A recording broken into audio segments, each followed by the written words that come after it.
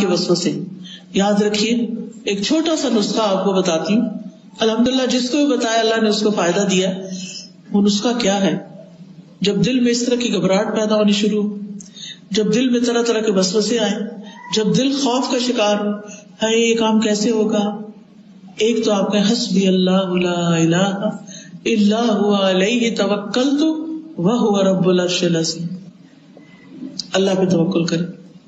شیطان جو آپ کے دل کے اوپر اٹیک کر رہا ہے بار بار، اس کو بھگانے کے لیے، دل کی حالت درست کرنے کے لیے 3 دفعہ پڑھے اعوذ باللہ السمیع العلیم من الشیطان الرجیم من ہمزہ ونفخہ ونفثہ.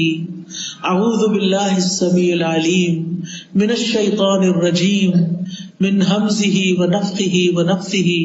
اعوذ باللہ السمیع العلیم من الشیطان الرجیم من ہمزہ ونفخہ ونفثہ.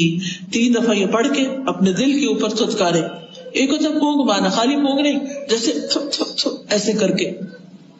انشاءاللہ اگر آپ روز اس طرح کرنا شروع کر دیں، آپ کا دل ٹھہر جائے گا، آپ کو ایک اطمینان اور قرار نصیب ہوگا، اور آپ کے وسوسے دور ہو جائیں گے، آپ کے دل کے خوف دور ہو جائیں گے، آپ کی پریشانیاں دور ہو جائیں گی، اور آپ اپنی زندگی کو انجوائے کر سکیں گے.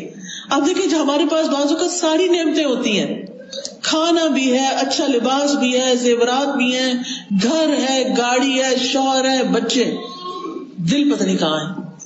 دل میں خوف ہے، دل میں غم ہے، دل میں پریشانیاں ہیں. ان کو نکالنا بڑا ضروری ہے، اس کی صفائی بڑی ضروری ہے. اور یہ صفائی ہوتی ہے شیطان کو باہر پھینکنے سے. اور شیطان ڈرتا ہے اس کلام سے جو میں نے آپ کو پڑھ کے سنایا. آپ یہ کرنا تو شروع کریں، آپ زندگی کو انجوائے کرنے لگیں گے. آج کا ہمارا سفر کافی زیادہ